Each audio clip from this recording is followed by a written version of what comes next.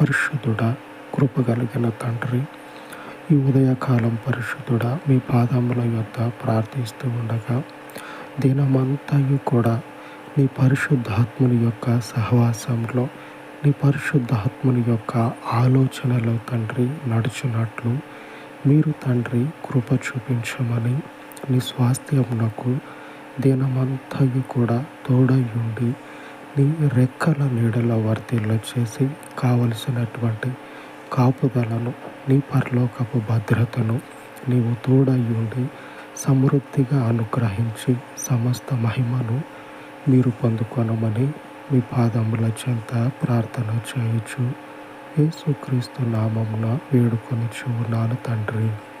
ఆమేన్, ఆమేన్. దేవుని కరుణాహస్తము మనకు తోడయుండును గాక. ఆమేన్, ఆమేన్.